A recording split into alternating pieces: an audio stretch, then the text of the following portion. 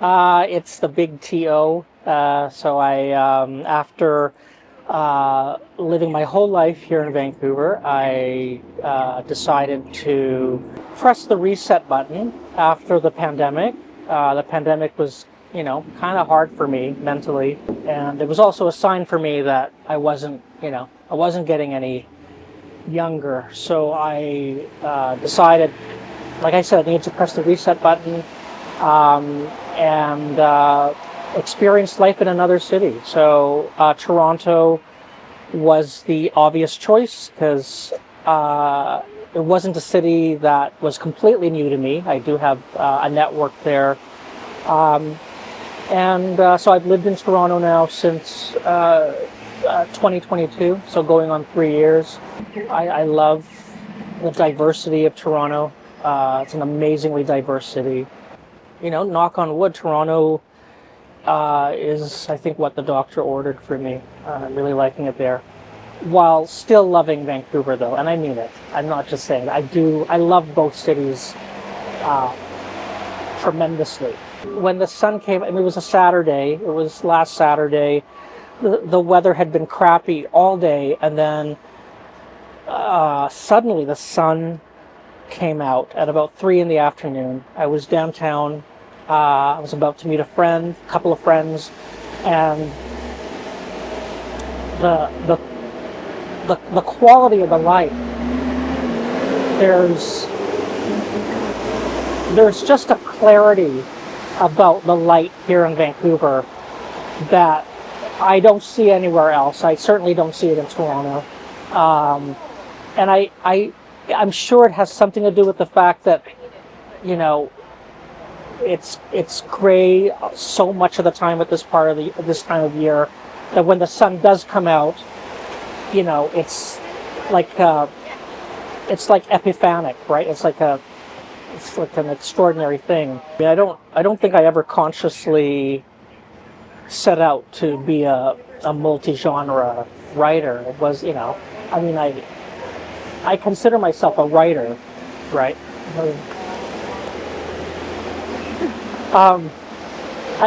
Another writer, right? Yeah. Good. So I co-edited an anthology called Magdaragat. It's an anthology of Filipino-Canadian writing, and it's a landmark because it's to my knowledge, the first commercially published Filipino-Canadian literary anthology ever. And there have been other publications that have been more community driven, but this is the first literary anthology of Filipino-Canadian writing published by a mainstream press. And so it's been a project that I've been working on with my co-editors since around 2019, 2020. February 2024 was when it was published. It has about just over 40 contributors from around the country, Filipino-Canadian writers, both emerging and established. It's a multi-genre anthology, so there's poetry, there's fiction, there's nonfiction, there are think pieces, there's some graphic fiction as well, drama. So it's a very full anthology without, at the same time, being comprehensive, because it can't be totally comprehensive. There's no way that we can,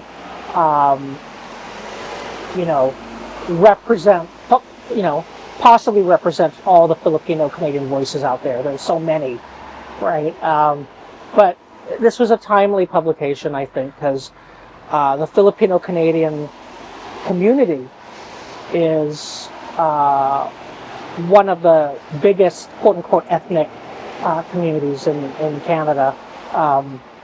We're fast approaching 1 million, 1 million according to the last census. So with that, comes growing visibility as a community, and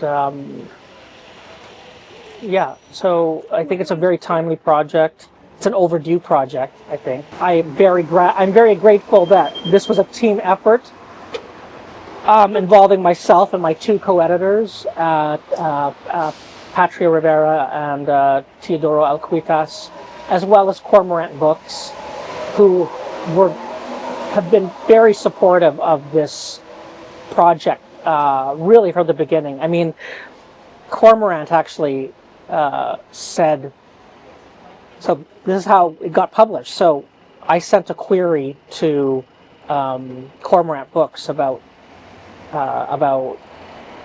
this anthology, you know, and within 24 hours we got a yes. So that never happens. That almost never happens in the literary world. Usually you have to wait like 6 months, right, for a response. But they were like on it from the beginning, and they have been really great to work with. And the contributors were wonderful to work with, and really generally very, very easy to work with. Very receptive to feedback. We're very proud of the fact. We're very proud of the regional diversity of the anthology. We have contributors from all around the country, not just the usual suspects like Vancouver and Toronto.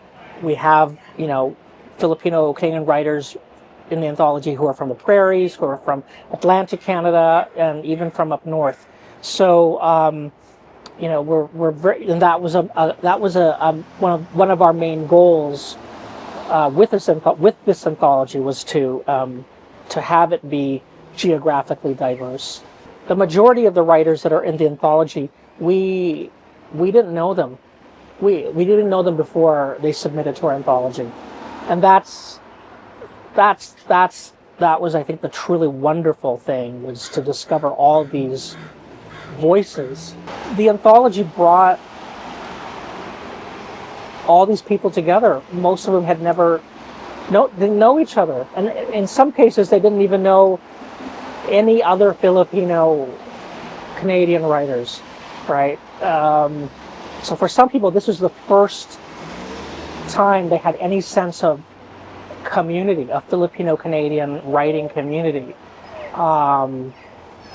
So I think that was like one of the biggest, that was without question probably the biggest joy of the whole project, was